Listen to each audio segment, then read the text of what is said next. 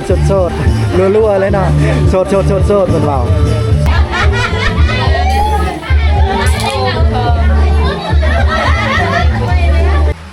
ถามแน่สมมุติว่าเขาแต่งแล้วทางบ้านเฮานี่ก็เจ้าไปอยู่ไสอยู่เฮือนพัวบ่หรือว่าพัวมาอยู่นำเฮาไปอยู่เฮือนพัวเนาะโอ้ในบ้านเฮาแนวนั้นหมดเนาะในบ้านเฮาเนาะ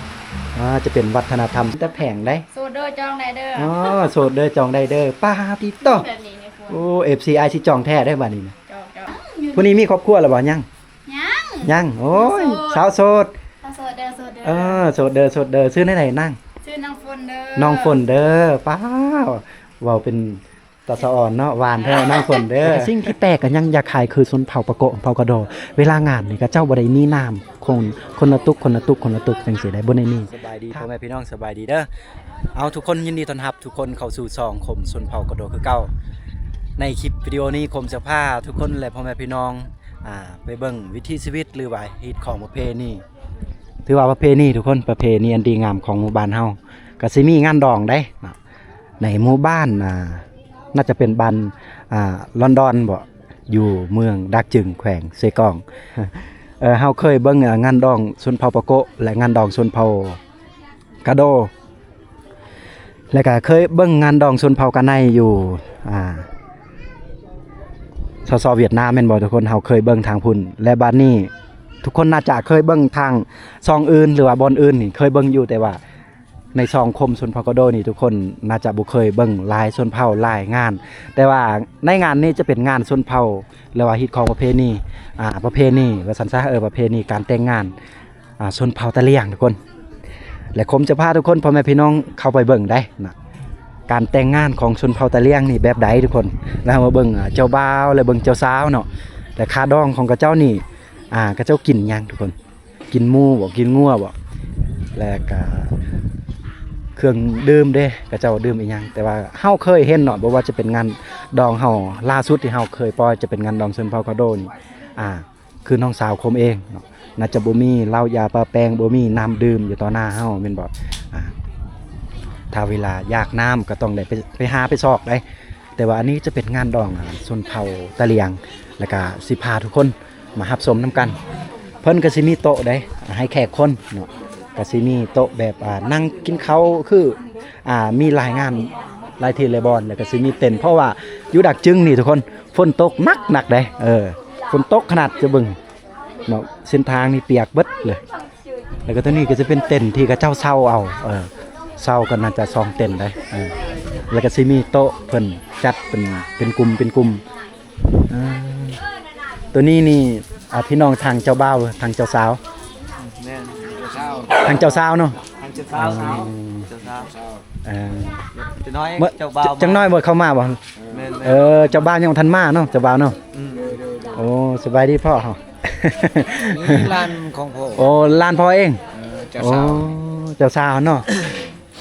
บัดนี้เจ้าบ่าวนี่คนอยู่บ้านใดเจ้าบ่าวอยู่ดักบ้องอยู่ตัวเมืองเลยโอ้ว้าวเมืองนางบุนะเมืองนางบุนี่กะลานกัดว่าจ่ายเงินค่ะร้านพ่อเลยเช่าเมืองนางบุโอ้บัดนี้ค่าดองเข้ามาแต่งนี่แพงบ่พ่อร้านเจ้าแพงบ่ค่าดองเงินสดเพิ่นปงนี่เท่าใดจากร้านเขาบ่ฮู้กันตอนนั้นเขาก็บ่ว่าดังฮะจะได้ FC บ่ยินว่าดังคำบาทนึงค่าน้ำนมนี่ค่าน้ำนมคำบาทนึงเงินสดนี่ควายไม่รู้ควายตัวนึง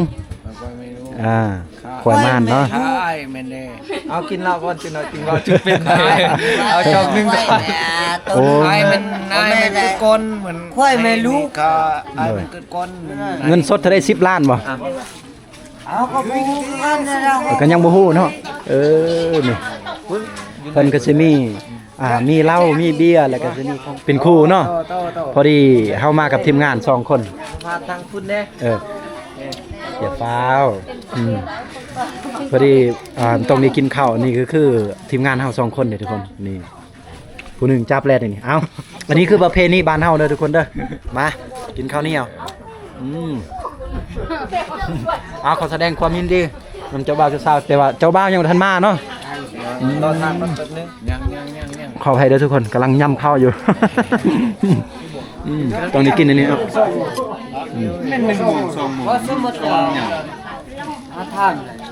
จะมาแต่ โอ้ทางนี้กำลังจองทรายเนาะ จงใส่ ภาษาตะเลียงนี่จองทรายป่ะโอ้ลาบนี่ภาษาตะเลียงเนี่ยได้แม่ ลาบ โดย จุกเข้า ฮะ จุกเข้า จุกเข้า จุกเข้า อืมอันนี้ผู้สาววะนี่ แม่น โอ้ผู้สาวตะเลียงก็งามเนาะ พอดีผู้สาวเขาเห็นในงานดองทุกคนผู้สาวงามงามโอ้ย เอาไทย เริ่ม ลูกแ เริ่มหน้าแดง แม่ทูน อ่ะ แม่ทูนเก่า อันนี้ลูกเจ้าป่ะแม่ บ่ คิดว่าล้านเจ้าวะ แม่น โอ้อันนี้จะเป็นงานดองพี่น้องแต่ว่างานดองผู้ต่อไปจะเป็นล้านเจ้าได้ ดีนี่จะดี โอ้ผู้สาวสุนเผาตะเลียงก็งามได้สุนเผาดักจึงบ่แมนบ้านเมืองดักจึงเริ่มไปแล้ว เว้าพิษแล้วบัดนี้เอาซื้อในใดล่ะเจ้า ที่จะเป็น ซื้อในใดเกาะเพิ่นฮะจี ที่ น้องจีอายุจักปีแล้วล่ะจักปีละโอ้ไอ้ชาว9 ปีไอ้เอิ้นเจ้าน้องถึกอยู่เนาะถึกแล้วนี่จักปีเลยเจ้า18โอ้ย18ยังถ้าว่าอยู่ประเทศเพื่อนบ้านเฮาอยู่ประเทศไทยนี่18 ปีนี่แต่งงานบ่ได้แต่ว่าอยู่ลาวเฮานี่ได้เนาะ18 ปีนี่ยังโสดบ่หรือว่ามีแฟนแล้วโสดโอ้ต้องฟังแม่เฒ่าทางนี้ได้แม่เฒ่าว่าโสดกันแม่นแหละ โสด ถ้ามีผู้มักล้านเจ้านี่ค่าดองจะสิเอาแพงบ่แม่ อดทานล้านก่อนสิ ถามล้านในใดล่ะแพงบ่ ล้านเดียวได้ก็เอาแนวนั้น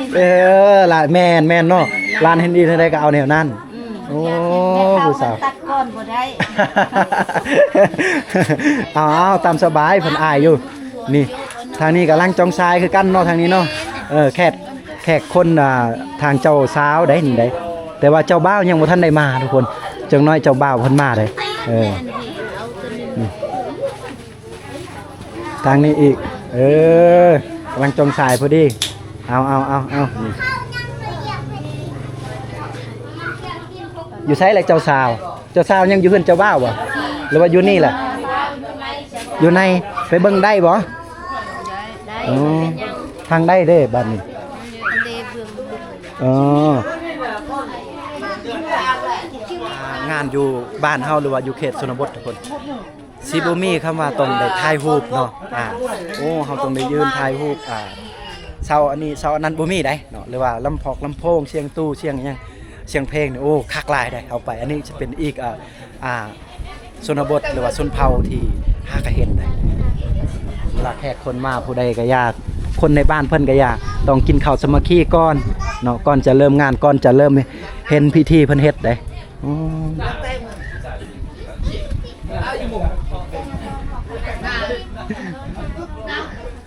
ทางนี้เจ้าสาวอยู่ไสเด้เจ้าสาวโอ้สบายดีสวีดายสบายดีเบิ่งได้บ่ป้านี่โอ้พิธีเนาะคือว่าบ่มีบอลไทยฮูปยังมีเนาะอ๋อมีคือกันเจ้าบ่าวอยู่ไหนบ่เจ้าบ่าวยังบ่ทันมาไอ้เข้าได้บ่โอ้บ่คลำเนาะ โอ้ตัวนี้ทุกคนพิธีสู่ขวัญท้าววิไลและนางฝ้ายมื้อนี้วันกำลังแต่งตัวก็ถือว่าประเพณีจะคล้ายคือเล่าลุ่มอยู่น้อยนึงเนาะแต่งตัวแต่งอีหยังต่างๆแล้วก็สิมีเพิ่นเฮ็ดพิธีก็จะคล้ายคือเล่าลุ่มน้อยนึงแต่ว่าก็สิบ่คือหยังหลายเพราะว่าทางนี้ก็จะเป็นภาษาตะเลียงเนาะอันนี้จะเป็นอ้ายเพิ่นทางฝ่ายหญิงอายุจักปีเลยเจ้าสาวนี่จักปีล่ะอ๋อบ่ฮู้กันเนาะลืมเลยส่วนหลายคนอยู่เขตชนบทก็เจ้าบ่ค่อยฮู้ได้เนาะบ่ค่อยจื้ออายุเนาะก็เจ้าบ่ค่อยสู้จื้ออายุปานใดโอ้คักเนาะ โอ้มีครอบครัวแล้วว่าจะผู้นี้มีครอบครัวแล้วบ่ยัง ยัง ยังโอ้ยสาวโสด โสดเด้อโสดเด้อ โสดเด้อโสดเด้อซื้อไหนนั่ง ชื่อน้องฝนเด้อ น้องฝนเด้อป้าวเว้าเป็นตาสะอ่อนเนาะหวานแท้น้องฝนเด้อ เจ้าว่าหวานนี่จะฮู้บ่อีกบ่ดนสิเป็นงานเจ้าเนี่ย ผู้บ่าวนี่เขาลั่งไหลเลย อันนี้เด้มีครอบครัวบ่ยังยังน้องจะเป็นเอื้อยเจ้าบ่ น้อง น้องเจ้าอีก นี่เอื้อยนี่น้อง นี่น้องโอ้น้องอายุจักปี 16 16 ปี เอื้อยเจ้า20 ปี 17 17 โอ้ปีละคนเลยเนาะ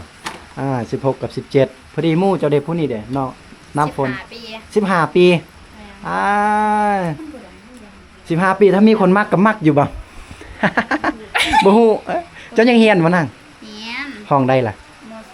ม ม 3 .3 โอ้เคยเบิ่งรายการอ้ายอยู่บ่เคยเบิ่งอยู่บ่บ่เคย โอ้อ้ายบ่ดังเขาบ่ฮู้ดอก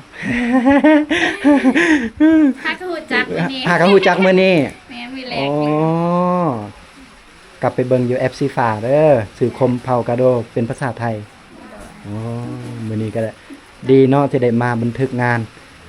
บางทีมื้อหน้ามื้อใดเพิ่นอายุสูงเพิ่นก็อยากกลับมาเบิ่งตอนแต่งงานเด้ย้อนหลังเนาะไปเบิ่งโอ้แนวนี้ได้มื้อหน้าลูกหลานเฮาใหญ่เด้อธิบายให้ลูกให้หลานนี่แหละลูกเอ้ยงานแม่งานพ่อเจ้า ผู้นี้แหละผู้ดำๆนี่แหละมาถ่าย น้อยจังน้อย อันนี้จะเป็นมุกนางอันนี้ซื้อในเจ้านาง สุกัญญา สุกกัญญาป้า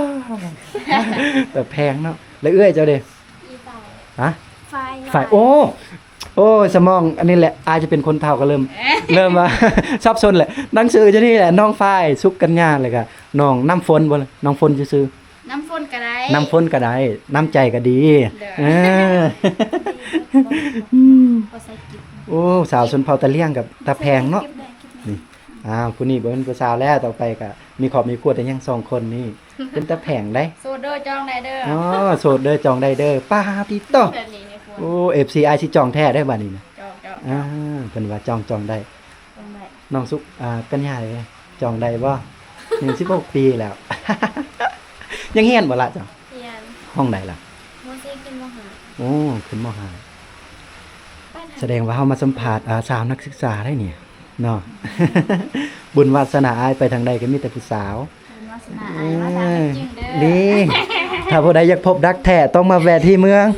ดักจึงแดนนาว ดักจึงทักแท้เด้ เอ อ อป้าที่โตเพิ่นว่าดักจึงนี่รักแท้เด้อแม่นบ่ดักจึงรักแท้ บ่ทักแท้หั่น นี่แพงบ่คะดองท่านนี่แพงบ่ บ่แพง บ่แพงอืมนี่เจ้าสาวเพิ่นว่าบ่แพงจับต้องได้แต่ฮักใจฮักแท้นี่บ่ได้ขึ้นคำว่าค่าดอกค่าดองบ่เกี่ยวเนาะแพงหรือถูกบ่ว่าสิใกล้หรือไกลก็บินได้มาได้จ้างรถตุกๆแตกๆมาได้เนาะ ลุยน้ำลุยฝนได้ถ้ามาถ้าฮักแท้นี่พอดีกับเจ้าแตงก็คือเจ้าบ่าวนี่อยู่บ้านดักบ้องเนาะตัวเมืองเลยเห็นบ่มื้อนี้จะเป็นมื้อที่แบบฝนตกได้พอเฒ่าผู้แก่เพิ่นเว้าว่าถ้าว่ามีงานมีอิหยังถ้าฝนตกนี่โอ้ดีได้เป็นวันดีมือสั่นวันดีได้แม่นได้เขาว่า อะลีถ้าว่าแดดร้อนๆก็คือว่าแหละเขาเฮ็ดอีหยังก็แบบอย่าคล้ายคือว่ามันแห้งแล้งนะอันนี้ผู้เฒ่าผู้แก่เดาความเชื่อเขาเว้านี่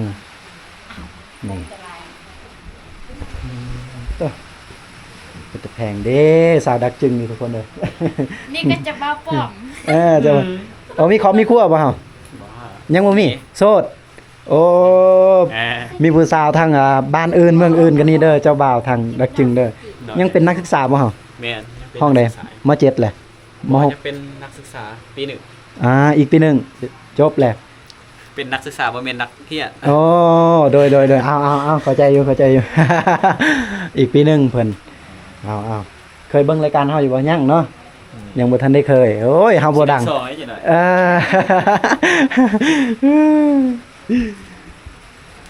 จังน้อยแค่คนก็สิมานี่เต็มเลยเนาะมีเหล้าให้มีอีหยังบ่ชนเผ่าเฮามีอยู่ไสแล้วเหล้าให้ จังหน่อย จังน้อยเนาะถ้าเจ้าบ่าวมาฮอดก่อนทางประเพณีทางบ้านเพิ่นก็สิมีเหล้าให้ได้เหล้าให้แบบวัฒนธรรมเลยว่าซั่นซะเนาะ ดักจึงปกติมีเราให้ มีเหล้าให้ แต่บ่มีเหล้าใจก็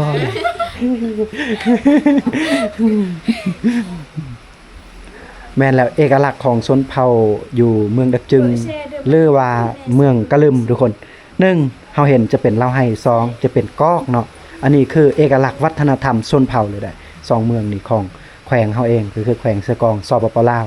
จังได๋ทุกคนก็สิถามว่างานนี่จัดขึ้นอยู่ไสอยู่เมืองดักจึงเด้อทุกคนเด้อบ้านนี่หยังบ่เด้ ปันน้องดู น้องบุโอ้เอา แต่กันละ โอ้เยี่ยมสร้างเฮ็ดเนาะ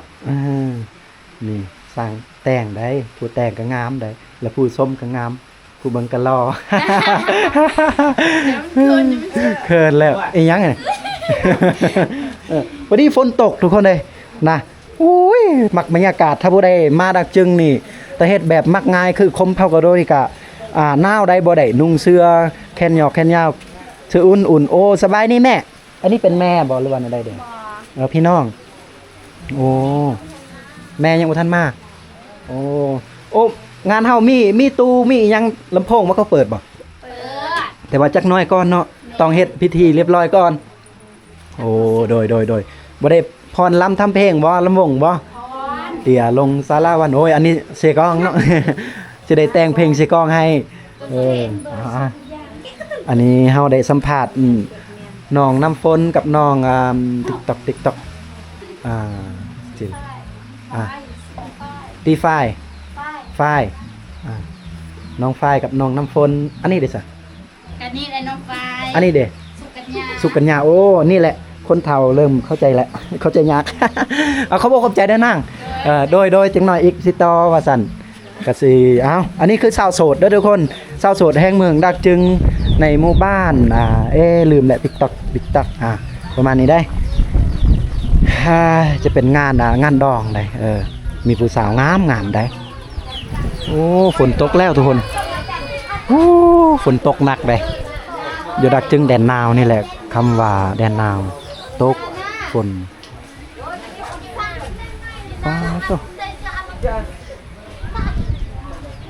แต่ว่าเจ้าบ้านยังบ่ทันได้มาเด้อันนี้คือหมู่บ้านเพิ่นเลยเรือนซ่านบ้านแฟนทางนี้ก็พัฒนาไปหลายได้เนาะมีแต่ว่ามุงกระเบื้องแพงๆได้เฮือนชนเผ่าก็สิประมาณนี้แหละเฮือนไม้แปลนนี่เห็นบ่ส่วนหลายอยู่เขตชนบทหรือว่าคนชนเผ่านี่บ่แม่นว่าบางหมู่บ้านเลยบ่แม่นว่าเขาเจ้าบ่มีบางหมู่บ้านเขาเจ้ามีแต่เขาเจ้าบ่เฮ็ดเฮือนแบบเขาเจ้าเฮ็ดแบบความมักของแต่ละคนบ่คือกันทุกคนเขาเจ้ามักแบบเฮือนไม้แปลนแบบดั้งเดิมนะหรือว่าเขาจะเอิ้นว่ายังอยากรักษาวัฒนธรรมอย่าคล้ายคือเฮือนชนเผ่าเพิ่นน่ะก็ประมาณนี้แหละทางนี้ก็สิมีโรงเรียนเลยนี่สิมีโรงเรียนของหมู่บ้านเพิ่นเป็นแม่นหมดเลยโอ้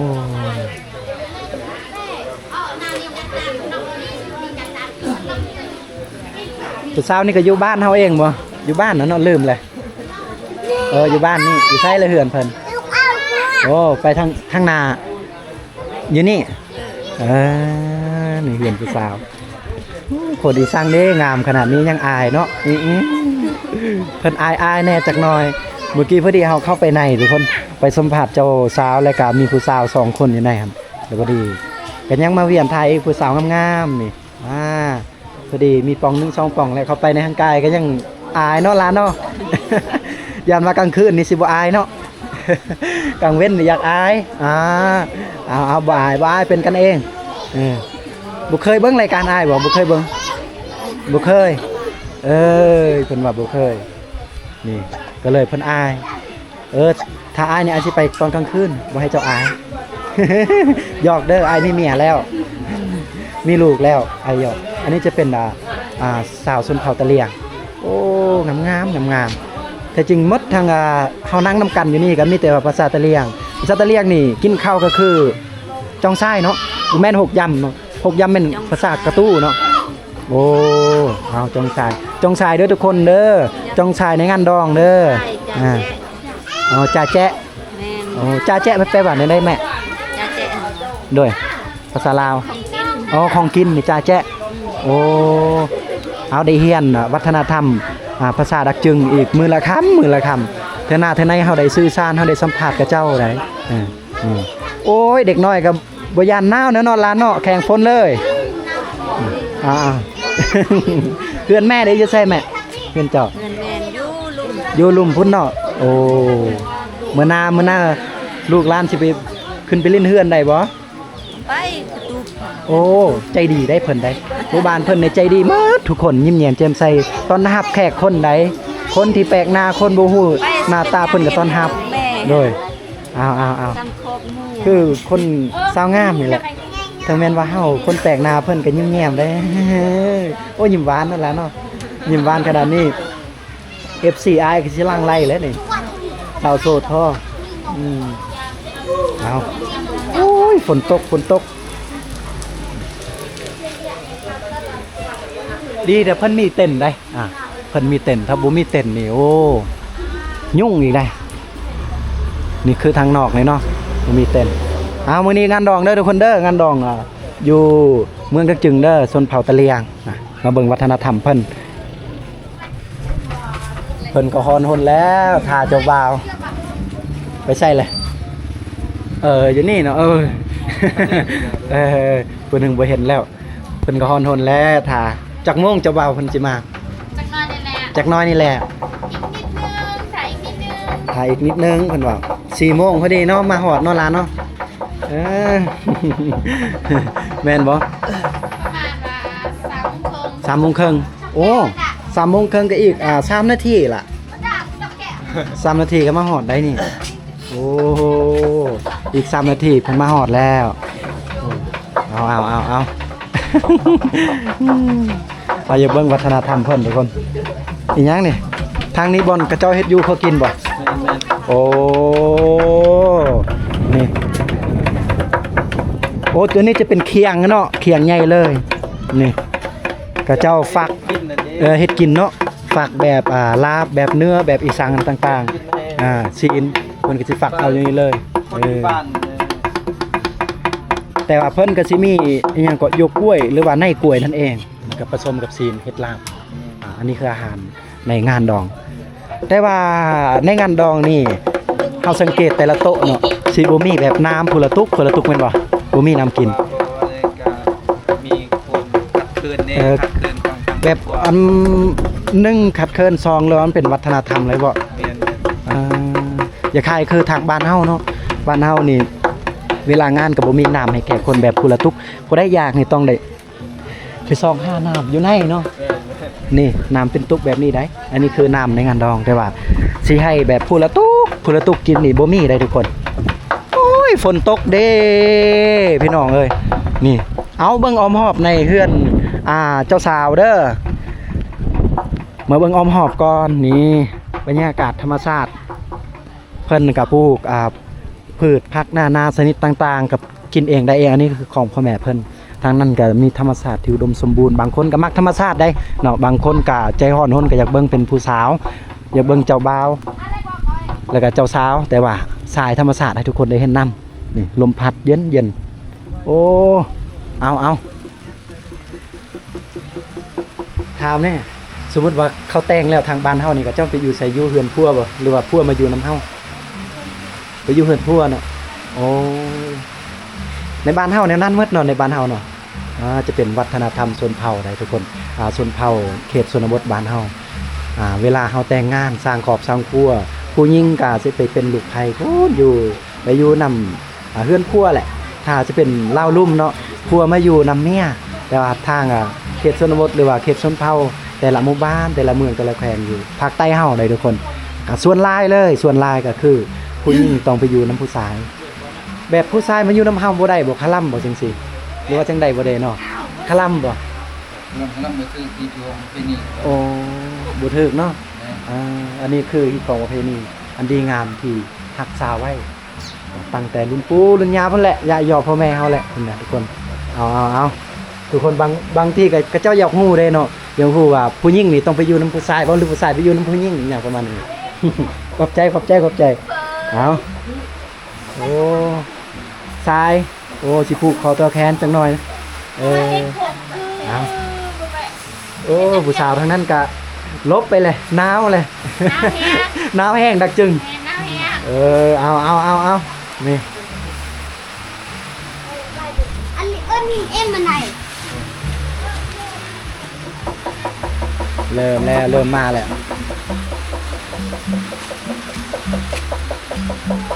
โอ้เด็กหน่อยเนาะ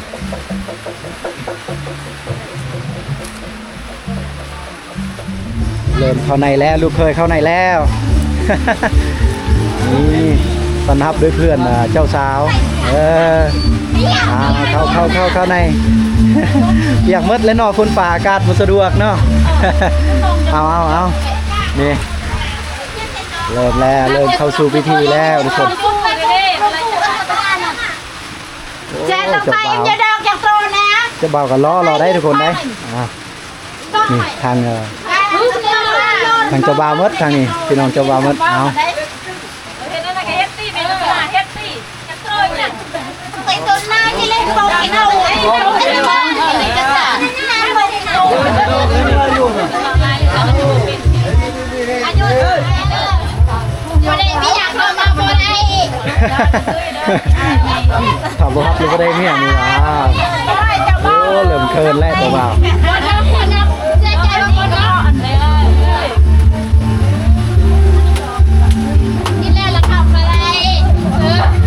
กระบอกมุกไปให้เขาเนาะบ่กิน เล็กเป็นกับเล็กเป็นกับปูเด้อรักกันเลย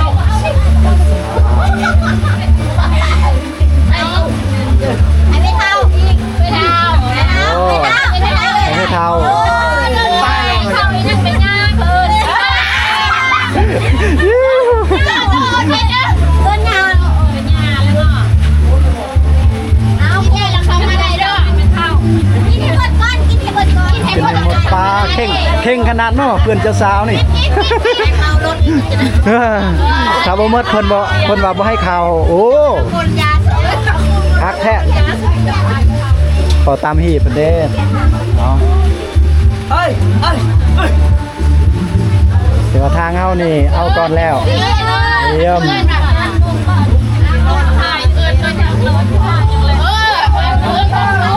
เขาปูเข้าได้จะมีเพิ่นว่า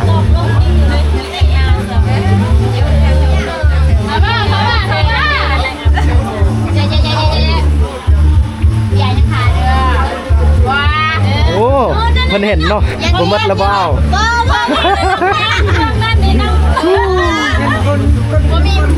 เบียร์ก็เข้ากับมือได้ คนหลายได้หลายคนได้ ลีลาเนาะ บัดนี้คนอยู่ไหนมันเต็มแล้วบัดนี้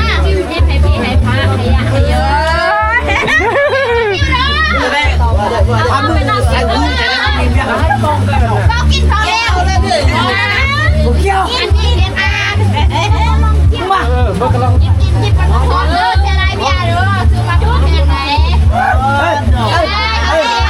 นี่จะเทียมหมดจะเทียมว่าจะเทียมว่าจะเทียมเนี่ยจะเทียมมันจะเทียมเนี่ยหรอเอาสิยูไซเอาได้เอาได้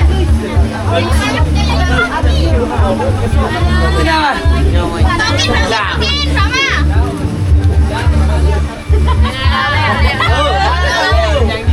นี่เขากินเขาแล้ว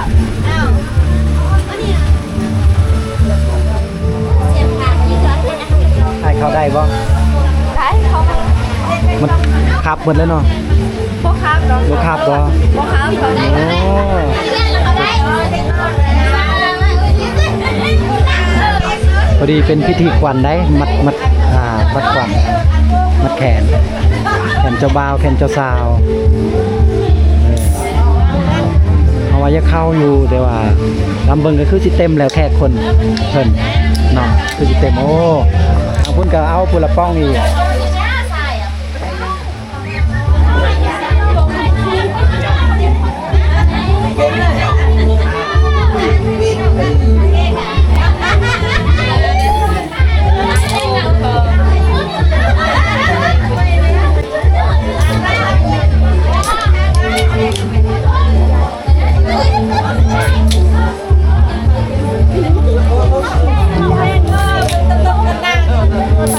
โอ้เราให้อีกเนาะ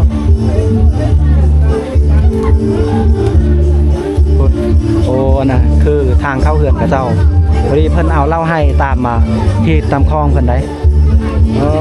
เพิ่นน่าจะได้จัดเตรียมดนเติบได้จักมือเลยเหล้าให้ตัวนี้เป็นเดือนแล้วบ่บูฮู้คือกันเป็นเดือนแหละโอ้แถบเนาะบัดนี้เนาะหวานอาหารกะเฮ็ดนี่ส้มๆโอ้เฮ็ดเป็นพิเศษเลยเนาะกะเจ้าจะเตรียมเป็นงานดองเป็นพิเศษเลยได้เราให้นี่เอาคือข้างในเบิ่งได้โอ้มีให้อีกบ่ตัวนี้เบิ่งให้เพิ่น Sina nila to. Jatoy. Si akan. Si akan yo to. Ada mak. เบิ่งกองเด้อผู้สาวแนมกองนี่เด้อโอ้ย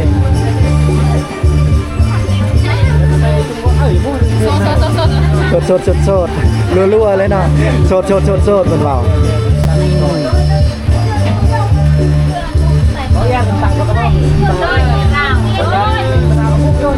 เก็บอีกบ่เอาไว้ก่อนตอนกลางคืนที่เขากินเหล้าตัวนี้โอ้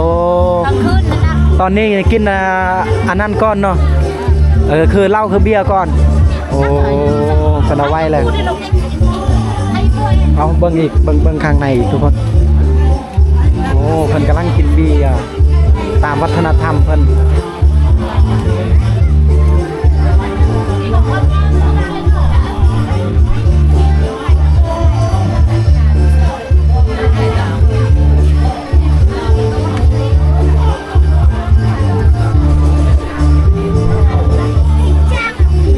ทางนี้ก็เต็มเลยเอา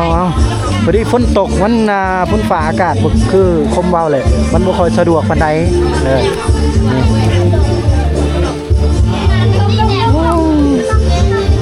ผู้บ่าวผู้สาวผู้เฒ่าผู้แก่กับตะแพงเนาะตะมุตะมิโอ้เขตดักจึงนี่สีผิวกระเจ้าขาวอันนี้เมียเขาบ่รู้ผู้สาวหรือเมียเขาผู้สาวอีกโอ้ยำได้งานเฮาผู้บ่าว น้องกับผู้บ่าวบ่โอ้เดี๋ยวนั้นบ่ยำได้งานเจ้านี่เอา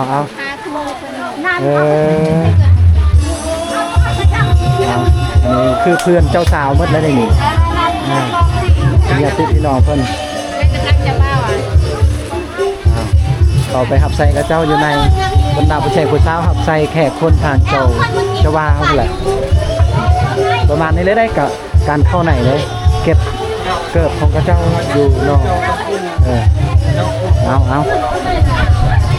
ตัวหนาวต้องได้ใส่เสื้อกันฝนโอ้อันนี้คือเราให้อุ้มไปเลยใช่ว่าสิเก็บกินตอนกลางค่ำกลางคืนยานว่าเพิ่นบ่เข้าใจเนาะนักได้คงไปก่อน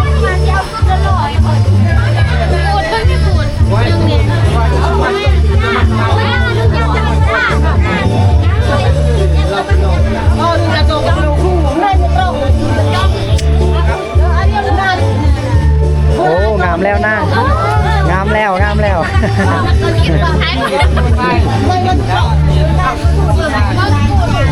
โสดเบิดทั้ง4คนนะน้องน้ำฝนโสดเด้อโสดเบิดเด้ออันนี้เขายังบ่ฮู้ชื่อในใดเด้เพิ่นชื่อในใดนั่นชื่อคูดโอ้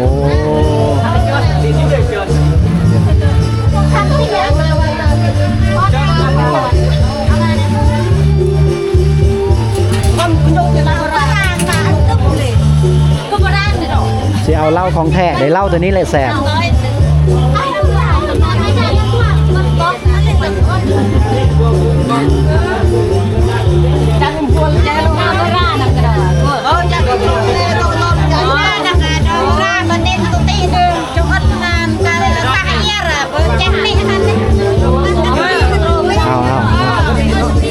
ภาษาดาวจึงเอาบ่เข้าใจ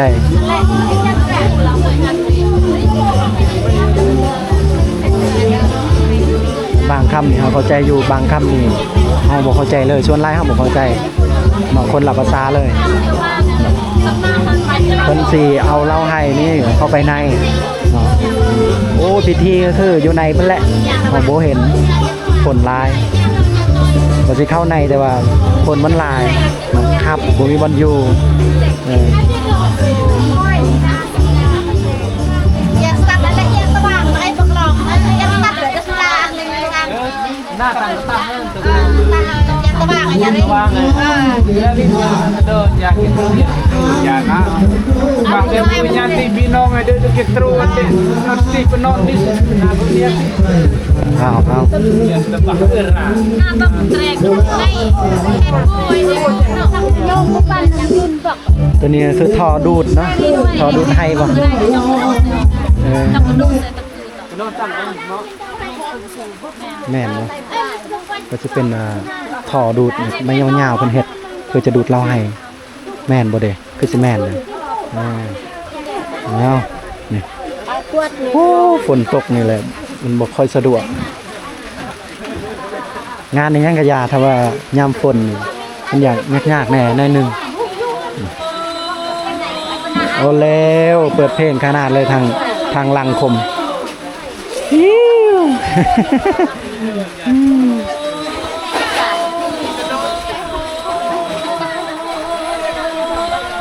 อันนี้ก็ยิ้มหวานผู้สาว3 คนนี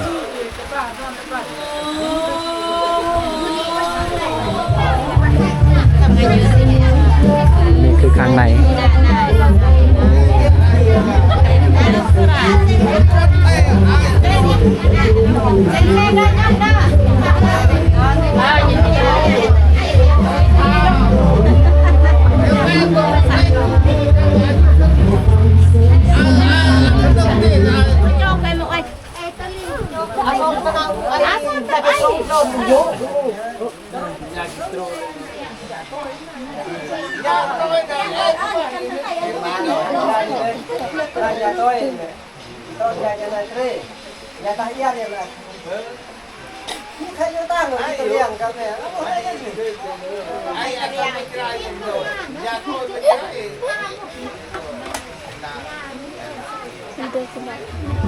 เพิ่นทายยังตัวนี้เขาทายยังตัวนี้ เขาเทพิธีค่ะพิธี พิธี เป็นพิธีแบบเขาจะเฮ็ดพิธีเข้า อ๋ อ่ะ อเฮ็ดพิธีก่อนทาก่อนเนาะ แม่ค่ะ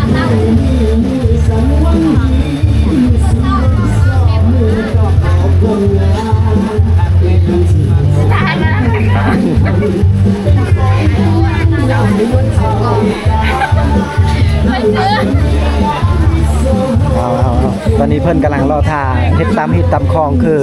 น้องเพิ่นอธิบายเนาะจักหน้อยสิได้เห็นพิธีหยังต่างๆแล้วก็สิได้กินเหล้าให้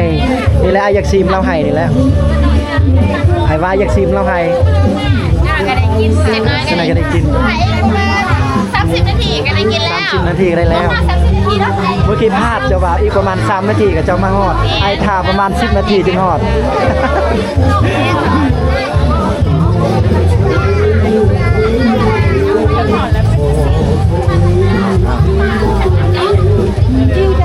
ไม่ได้ต่อเข้าไปในเลย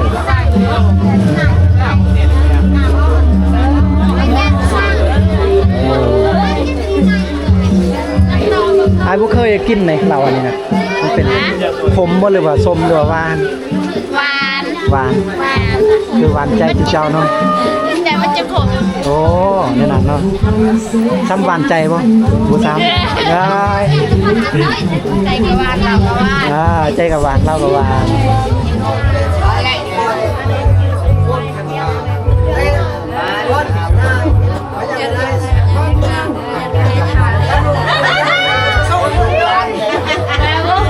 เราทำไม่ได้ค่ะเราทำที่เลยไม่ค่ะหรอกไม่ค่ะค่ะซะได้เอาเงินในสภาข้าวได้ทำไมอ่ะ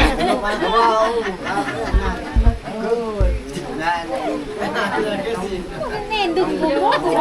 แปรหรือหอมค่ะแปรหรือแล้วก็จะเกี่ยวchọc và rê tập một hai sớm men hai tập vàng với chứ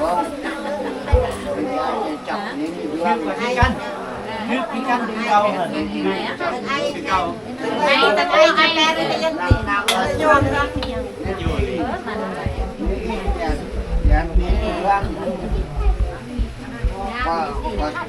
sẽ để ở chờ sai ở đây gọi là nhạc lên Đây có riêng đâu. Đây nè tần. Đi rừng tạm phe rừng đi. Mà tôi tên đặt Rồi chờ đang phe rừng tụi ta. Phe rừng hết đen. Đi mua mấy đồ đạc rồi. Đi chút đạc đi thôi đi.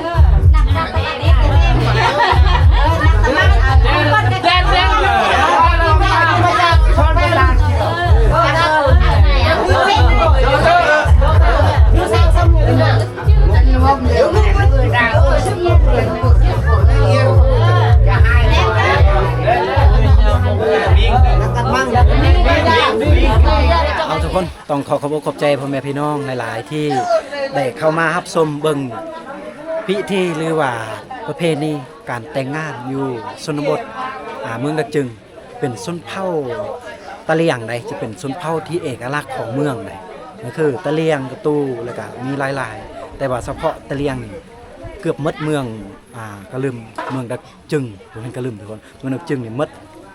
เมืองก็จะเป็นชนเผ่าตะเลียงเลยเพราะฉะนั้นฮีตของประเพณีการแต่งงานก็สิแตกต่างกับชนเผ่าปะโกะที่เราเคยเห็นในซองคมใดอัดซองทุกคนเคยเห็นหลายชนเผ่าหลายประเพณีการแต่งงานน่ะก็น่าจะหลายแต่ว่าซองคมเผ่ากะโดอาจจะบ่เห็นอย่างหลากหลายชนเผ่ากะในบ่ชนเผ่ากะโดบ่ต่างแต่ว่าอันนี้เราจะเห็นว่าการแต่งงานแบบชนเผ่าตะเลียงก็สิมีหมูตัวหนึงแล้วก็ไก่ตัวหนึงก็เจ้าสิปาดหรือว่าฆ่าแล้วเอาเลือดของไก่ของหมูนั่นแล้วก็แต่ละคนนั่นก็ไปจับเลือดไปบายเลือดหมูเลือดไก่ที่กระเจ้าฆ่านั่นนี่คืออยู่ในเพื่อจะแสดงความยินดีนำผู้ช้างครอบครัวใหม่ได้นี่คือพิธีสู่ขวัญหรือว่าพิธีแต่งงานของชนเผ่าตะเลียงนี่คนก็มาหลายได้เนาะในงานนี้ก็เจ้าจะกินแบบหมูได้หมูนี่ก็เจ้าไปซื้อเอาศีลอยู่ตลาด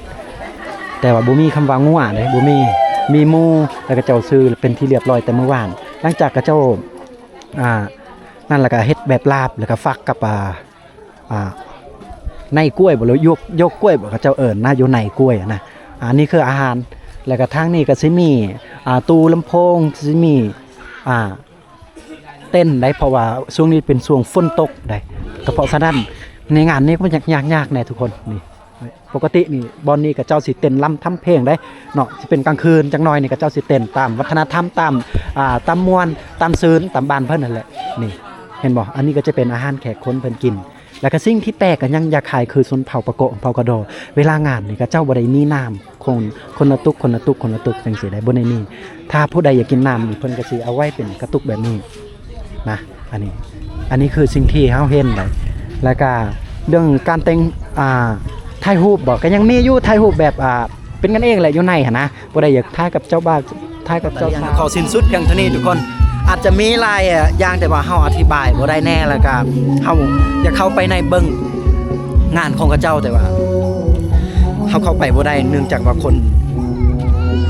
คนหลายแออัดหลายนะเพราะฉะนั้นเฮาก็ถ่ายได้แต่ซ้ำนี้เนาะ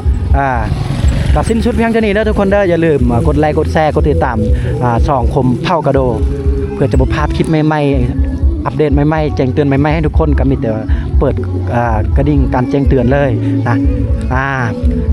เฮาถามอยู่ว่าค่าดองทั้งหมดนี่เท่าใดค่าดองงานเพิ่นแต่ว่าเพิ่นก็บ่ได้บอกได้บ่ได้บอกว่าหมดเท่านี้หมดเท่านั้นนะเพิ่นก็ได้บอกได้ซ้ำนี้นะทุกคนเอาสิ้นสุดเพียงเท่านี้เด้อทุกคนเด้อ